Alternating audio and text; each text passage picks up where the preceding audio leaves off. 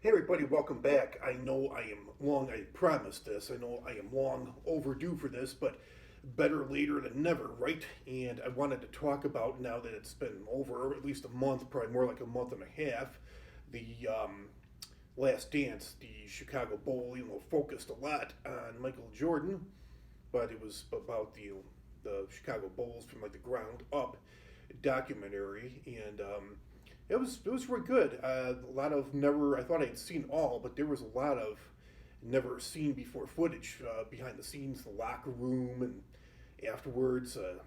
Yeah, I never heard about it. Never heard about these altercations um, or these conversations. It was pretty interesting, to say the least. I definitely have a different opinion of Michael Jordan now. I mean, I know he wasn't the easiest person to get along with. I know he was. I did hear from time to time that he was hard on a lot of his other teammates, and that they didn't really. I know a lot of them. They got the job done on the court, but off the court they didn't really ever talk to him. They didn't really have much of a relationship with him. So I had heard bits and pieces here and there. I knew that a lot of his teammates didn't really speak too highly of him. They didn't really think much of him. But yeah, it turned out to be worse than I thought. And unfortunately, yeah, I definitely have a different opinion of Michael Jordan now. I always said that I admired him so much as a kid growing up. I mean, I definitely admire him for his play. I'm a Chicago Bulls fan. I'm thankful that he gave the Bulls 6 championships. But it's like, I don't know. I always said I want to meet him. But if I had a chance to meet him now, I'd probably pass up on it. He, I knew he, like I said, I knew I wasn't the easiest person to get along with, and I really hate to say this, but he's really he's really a jerk. I mean, the way he talked about his teammates, and among other things. I mean, somebody brought to my attention, of all the years he played, how often did you see him spending time with his wife and his kids? And thinking back on it, yeah, like I know when he retired for the first time in '93, they retired his number, this home opener, and like that was, yeah, he stayed, stuck around, and he watched the game with his wife and his kids at the time, and that was like the only time I ever saw him spending time with his family. He was always out on the golf course gambling, or gambling at the casinos, or yeah, he definitely didn't really seem like a family man. I mean, he provided, obviously, multi-millionaire. I'm sure that his kids and his wives, the wife, the two, was even been married twice. Yeah, I'm sure that people in his life weren't hurting for money, but still, there's more to being a good father and good husband than just providing money.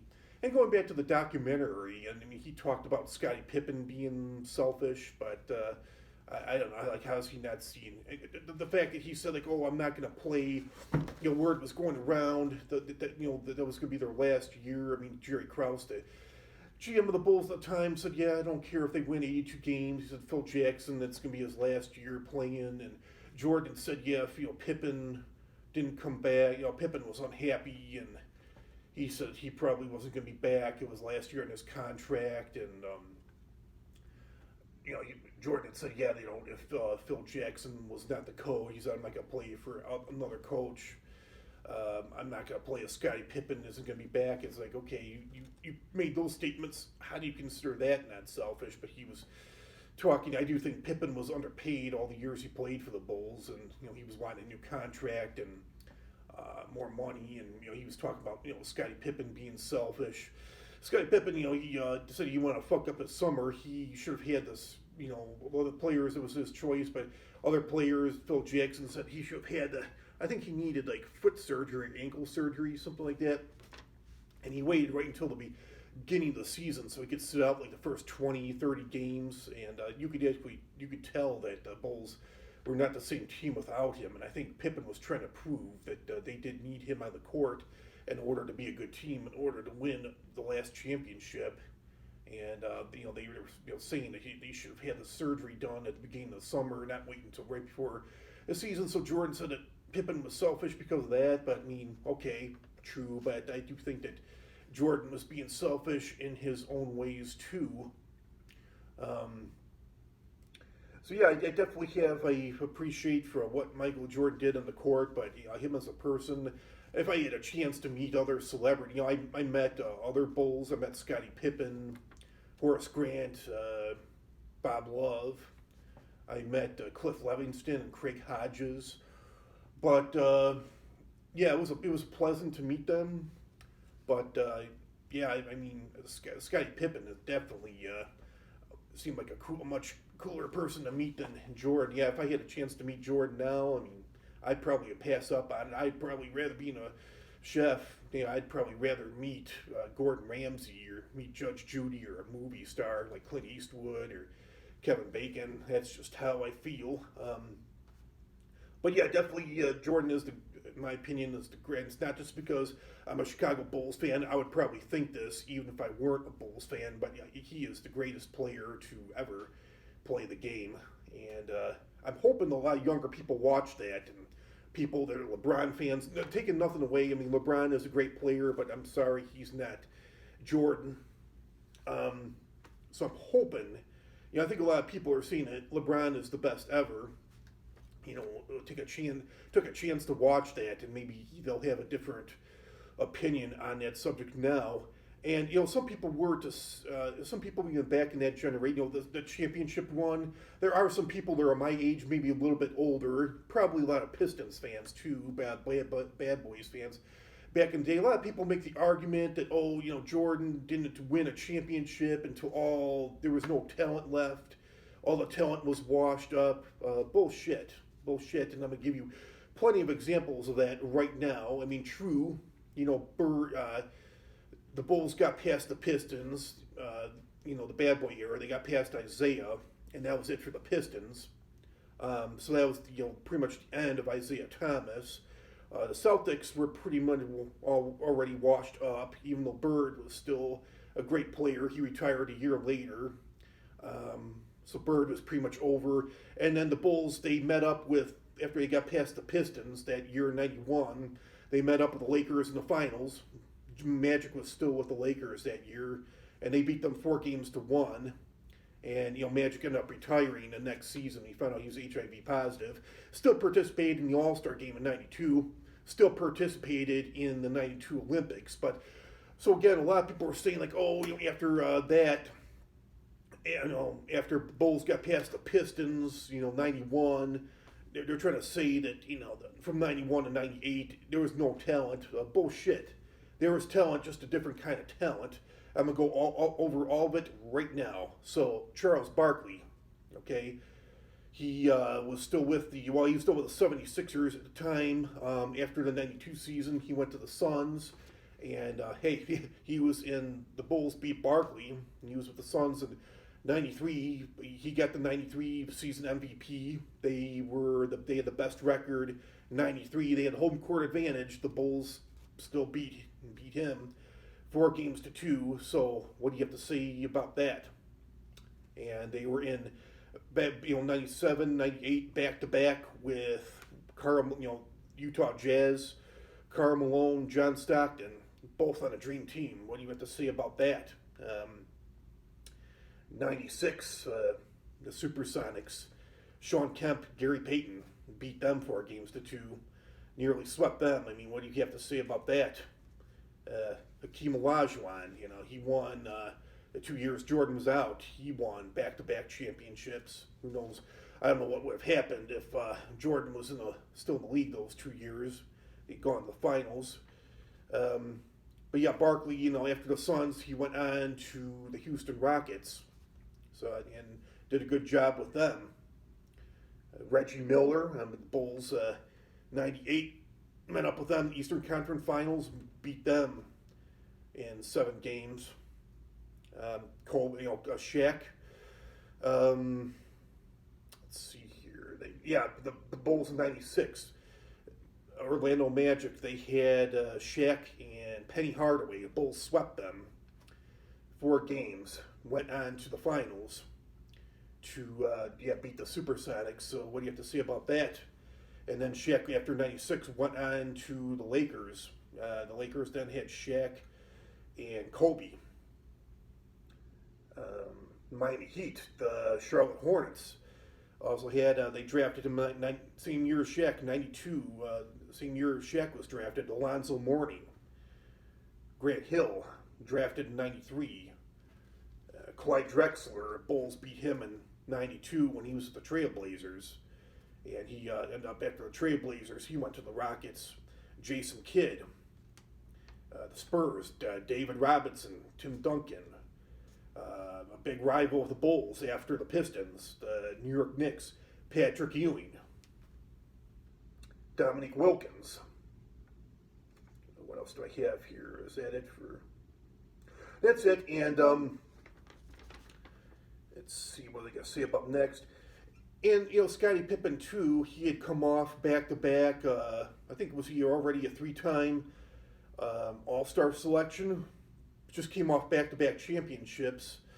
There was a lot of the Pistons. A lot of Pistons fans. The Pistons made the argument that that was the big obstacle, the big roadblock in the Bulls' way was getting to the finals. The Pistons. Once they got past the Pistons, it was easy. They lost to them 3 years in a row. True. And the Pistons fans, Isiah, they make the argument that, they beat the Bulls more times than the Bulls beat them. True, but the Bulls swept them, and that was all they needed, 92, the Pistons were out in the first round against the Knicks. The Bulls beat the Knicks. So, if they were to play if they were to meet up against the Pistons again, they would have beaten them again. 93, they didn't even make the playoffs. That was the end of them. Even after 91, they got rid of James Edwards. They got rid of Beanie Johnson. And then, 92, Chuck Daly resigned, the coach of the Pistons at the time. And I think John Sally was a free agent, signed with the Miami Heat. And what else happened after, was it 93? They didn't make the playoffs. 93, Dennis Rodman had signed with the Spurs. What else happened? After '93, Bill Laimbeer retired. What else? They didn't have the GM Jack McCloskey anymore. A lot of changes were made.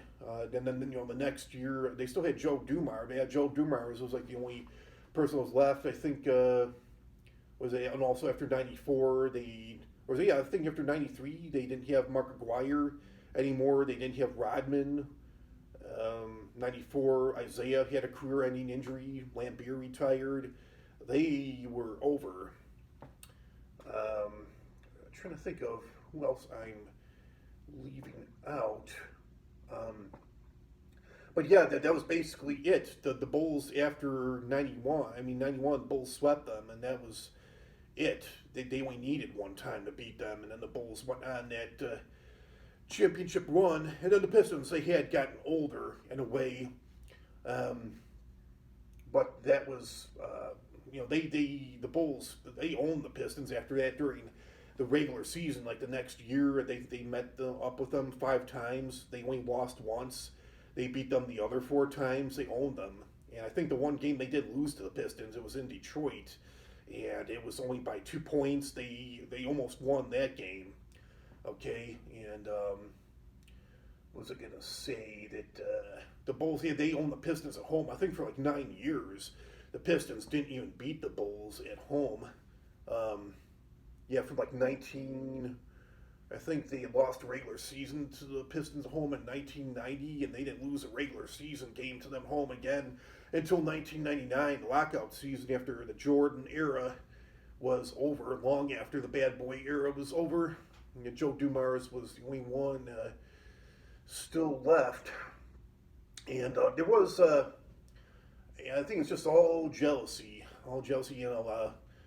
Pistons walked off after, and the Bulls, you could clearly see it. The Bulls lost to the Pistons 3 years in a row. They, Jordan, always shook hands, and that was just totally classless of the Pistons to walk out in the Bulls the way that they did. And Isiah had made the argument, they did the same thing to us.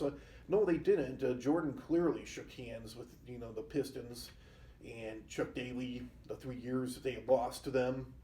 It was just all a bunch of jealousy. And it's still not clear to this day. Obviously I guess it was up to the NBA the commissioner at the time. There was a lot of talk. I mean, it wasn't just Jordan and Pippen. They obviously didn't care for Isiah. The rest of the Pistons talked about them being dirty, talked about them being thugs, classless, which they were. So that's basically why the Pistons walked out on them. It was Bill Laimbeer's idea. They did the decision as the game four wound down. The decision was made on the bench, and this is the thing. The Celtics in '88, when the Pistons finally got by them, the Celtics had walked out on them, but that was not really a show of poor sportsmanship. I think that was more for safety reasons. At the time, the Pistons played at the Silver Dome, which housed a lot more, and their fans were known for being pretty rough, pretty wild. But they had, held like 60,000 fans. And I think for security purposes, that's why the Celtics walked off. I think the security guards were urging the Celtics on the bench to walk off because they knew the fans were going to run out onto the court, which they did. And you can clearly see that Kevin McHale, as he was walking off, he did congratulate Isiah Thomas and Bill Laimbeer as he was walking off about making it to the finals, and he did tell Isiah, he said, "Go there to win. Don't just go there to go there." So there was that. And I guess it was Bill Laimbeer's idea as the game was winding down. They knew what they were going to lose, and I guess Laimbeer had said to Isiah and John Sally, he said, let's pass the torch to the Bulls as it was passed to us. He said, let's walk off. And I guess Isiah was the leader. He got a lot of shit for that, and I guess he agreed. He was, the leader of the team, and Laimbeer led the walk-off. Isiah followed. You could clearly see that Isiah was second right behind him. And it wasn't for sure that's why, but there was a lot of speculation as to maybe that was why he was left off the Dream Team. But it wasn't just the Pippen. Again, it wasn't just the Bulls. It wasn't just Pippen and Jordan. There were a lot of other players in the NBA that didn't care for him. Clyde Drexler, Magic, Bird, Karl Malone, John Stockton. He didn't make too many friends, and the friends that he did make, especially when Magic Johnson found out he was HIV positive. Isiah made some smart-ass remarks saying maybe Isaiah's gay, maybe he had sex with men, and this was back when it was thought that only gay men contracted the HIV virus, which Magic Johnson made it pretty clear that he never had sex with men. It was just he caught it from having unprotected sex with women, a woman that had it, and he said he was sleeping with, on the average, like 500 women a year. So I think they were no longer friends after that, and then he had made, it was actually in '87 when the Celtics had knocked the Pistons out of the playoffs once again. I think Rodman was just frustrated, but Rodman actually made the remark. Isiah just agreed with it, but Rodman made the remark that Larry Bird is just overrated because he's white. He said if he was black, he'd just be another one of the guys, which it's a bullshit statement to make. And it's like, come on, nobody ever said Jordan or Isiah was great, Jordan was great. All these other black players are great. Nobody ever said they're just another one of the guys because of their race, because of being black. So that was a kind of stupid statement to make by Rodman to begin with. It was just, he admitted it was just out of frustration that he didn't really mean it. And I guess it was made first to a reporter. And I don't know why Isiah, I guess it was just because he was the leader of the team. I honestly don't know why Isiah got so much shit over it, because it seemed like nobody came to Rodman. I mean, Isiah had to do like a press conference and apologize and explain what he meant by that. And it wasn't really Isaiah's statement, it was Rodman's statement. A reporter asked Isiah about it, and he just basically said, yeah, pretty much, I'd have to agree with Rodman. That's all he said. So I don't really think it even bothered Bird that much. But I know Bird wasn't really a fan of Bill Laimbeer, wasn't really a fan of the Pistons in general. But even though it didn't really bother Bird that much, they didn't have really much of a relationship after that. Bird, I know Laimbeer hated each other because of what happened in '87, got into a fight. But there was a lot of speculation by, hey, karma's a bitch. who cares? I'm glad he was left off the dream team, but there was a lot of speculation as to why he wasn't on the dream team, and furthermore, Chuck Daly, who coached the Pistons at the time, he was the dream team coach, and yeah, that had to really hurt being your head coach is the coach of the dream team, and then you get left off. He's still butthurt about this to this day, but I do think Scottie Pippen deserved to be on the dream team, and hey, if Isiah was left off because of walk-off, hey, that was his karma, I guess. But it pisses me off because Isiah makes it sound like Scottie Pippen was nothing. Come on, he just came off back-to-back championships. He was, back-to-back or three in a row NBA All-Star selection. He was really an up-and-coming star. I mean, he carried the team when Jordan was up that first year. They only won 2 less games. They made it to the second round, Game 7 against the Knicks. He was 94 All-Star MVP. And Isiah was, even to this day, was still like talking about Pippen like he's nothing. Because he was on, I think, ESPN with a bunch of other NBA stars, not Jordan Pippen or any other Bulls. I know Reggie Miller was on there, Grant Hill. But he said, like, I don't have a problem with, Larry Bird or Magic or Dr. J. I don't have a problem with those guys saying, I don't want Scottie Pippen or, I don't want Isiah on the dream team. But for Scottie Pippen to say, I don't want, he was saying, like, who the fuck are you? Who are you? He said for Scottie Pippen to say, like, I don't want to play if Isiah's going to be on the dream team. He's like, man, he's like, screw you, go to the bar, It's just incredible. I mean, Scottie Pippen wasn't maybe as good as Jordan was or Bird or Magic, but come on, he's still an NBA legend. I don't think Jordan would have won the championship. He needed Pippen to rise. That's when Pippen started rising up to the level that he did, that the Bulls became champions. And they went on that championship run. I mean, I do think the Pistons do deserve some credit because they beat the Bulls up mentally and physically for years. And I think they really toughened the Bulls up. They got the Bulls so physically and mentally strong, after Game 7. The Bulls lost Game 7 in 1990 to the Pistons. That same night, Jordan Pippen started hitting the weight room, and Jordan especially said, I got to build my body up if we're, Pippen too, I think they decided they had to build their bodies up if they were going to get past the Pistons. So, yeah, that's, then the Pistons were, like you said, after 91, they slowly, each season were slowly dismantled. So, yeah, that's all I have to say about that. Comment, like, share, subscribe, and I'll talk to you all real soon with another interesting video. Have a great weekend, everybody. Bye. Talk to you all later.